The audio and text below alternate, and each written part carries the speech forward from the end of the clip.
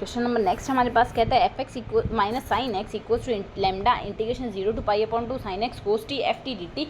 F x की value 2 में real root होंगे व्हेन लेमडा बिलोंग्स टू 1 2 3 और डिक्रीजिंग होगा अगर लेमडा ग्रेटर देन 2 और इंटरवल 0 टू पाई बाई 2 हो। तो अब अगर इसके लिए हम यहाँ से देखें, हमें एफ ऑफ एक्स की वैल्यू ये दी गई है, इसमें से हम cos of sine of x को इंटीग्रेशन के बाहर लिख देते हैं क्योंकि टी समाकलन टी के सापेक्ष हो रहा है। इसको अगर हम माने cos t f t d t हमारे पास आई आ जाएगा। तो आई अगर हम इसको लिख दें तो एफ एक्स की वैल्यू ये आ रही है, एफ एक्स में से साइन एक्स कॉमन निकाल देते हैं तो आई की वैल्यू हमारे पास यहाँ से ये आ रही है। इसमें हम सिंप्लीफाई कर देते हैं, सिंप्लीफाई करने से ये वैल्यू आएगी जिसको आगे और सिंप्लीफाई करेंगे तो आई की वैल्यू 1/2 माइनस लेमडा आ गई क्योंकि यहाँ से हमारे पास जो 2 आया क्रॉस मल्टीप्लाई करके ओवरऑल सॉल्व करेंगे तो 1/2 माइनस लेमडा आ गई। आई की वैल्यू आ गई है, आई की वैल्यू आ गई। साथ ही अगर हम यहाँ से देखें एफ ऑफ एक्स यहाँ से लेमडा इक्वल्स टू 2 पे आई डिफाइन नहीं होगा, सीधी सी बात इनफाइनाइट हो जाएगा। उसके अलावा f of x equals to हमारे पास वैल्यू रिप्लेस की है हमने, यहाँ से हमारे पास इसको एफ ऑफ एक्स की वैल्यू ये आएगी, आई की वैल्यू रिप्लेस कर दी ना हमने, यहाँ से आई की वैल्यू हमने जो निकाली है वो वैल्यू हमने यहाँ पर उठाकर रिप्लेस कर दी है। रिप्लेस करने से हमारे पास ये वैल्यू बनी, इसको आगे सिंप्लीफाई कर देते हैं। F x equals to 2 sine x upon 2 minus lambda है।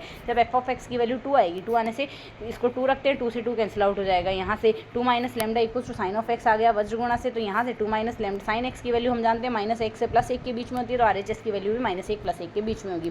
तो लेमडा की वैल्यू -3 से माइनस लेमडा की -3 से -1 के बीच में आएगी, यानी लेमडा की वैल्यू 1 से 3 के बीच में आएगी। लेमडा की वैल्यू 1 से 3 के बीच में आएगी, पहला स्टेटमेंट करेक्ट हो गया। एफ डैश एक्स और निकाल लेते हैं, 2 sine x upon 2 minus lambda था तो ये तो कॉन्स्टेंट है, साइन एक्स का अवकलन कोस एक्स आएगा, डिक्रीजिंग फंक्शन बनेगा यानी F dash x must be less than 0। Cos of x greater than 0 आएगा, हम जानते हैं कोस ऑफ एक्स 0 से π/2 में ग्रेटर देन 0 आता है। तो अब अगर इसकी वैल्यू लेस देन 0 आ रही है यानी बाकी बचे हुए फंक्शन की वजह से होगी, 2/2 माइनस लेमडा लेस देन 0 आएगा यानी 2 माइनस लेमडा लेस देन 0 आएगा। 2 तो कॉन्स्टेंट है, लेमडा की वैल्यू ग्रेटर देन 2 आ गई, लेमडा की वैल्यू ग्रेटर देन 2 आ रही है और साथ ही हमारे पास लेमडा की वैल्यू 1 से 3 के बीच में आए। तो दोनों ही स्टेटमेंट करेक्ट है, both statement A and B are correct options. Next कहता है if the coin is toss, मतलब एक सिक्का n बार उछाला जाता है, 4 5 6 बार चिताने की प्रायिकताओं का व्युत्क्रम समांतर श्रेणी में है तो n का मान हमें बताना है क्या होगा।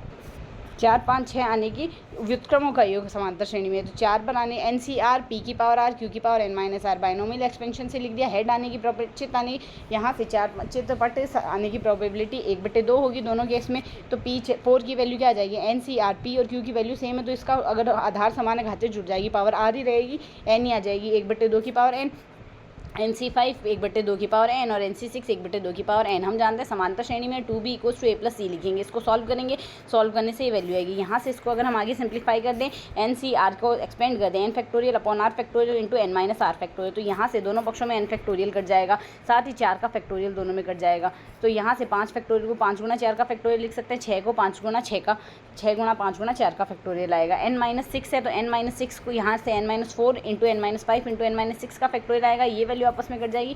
n-5 को हम लिख सकते हैं n-5 इंटू n-6 का फैक्टोरियल, तो n-6 का फैक्टोरियल हमने कैंसिल आउट कर दिया, सॉल्व कर ली, ये वैल्यू आएगी। LHS में हमारे पास लघुत्तम अगर देखेंगे 30 गुना n-4 n-5 बनेगा, n-5 से n-5 काट दिया, 5 से 30 को काट दिया, 6 आ गया, वज्र गुणा कर देते हैं, 6 दूनी 12 और इसका हम पक्षांतरण करके सॉल्व कर लेते हैं। इसको पूरे को सॉल्व करेंगे तो यहाँ से ये वैल्यू आएगी। तो यहाँ से अगर कंक्लूजन निकालें इनका मान या तो 4 आएगा या इनका मान 17 आएगा 17, या तो इनका मान 4 आएगा या इनका मान 17 आएगा। अब इनका मान 4 आना तो पॉसिबल नहीं है क्योंकि जैसे ही हम इनका मान 4 रखते हैं तो हमारे पास यहाँ से वैल्यू डिफाइन नहीं होगी, तो उसके केस में हमारे पास n का मान 17 हम लिखेंगे क्योंकि NCR लेना है यानी 4C6 कैसे डिफाइन होगा, तो इसके केस में n का मान 17 आएगा। n का मान 17 आने से हमारे पास यहाँ से कौन सा ऑप्शन करेक्ट हो जाएगा, इसमें देखते हैं।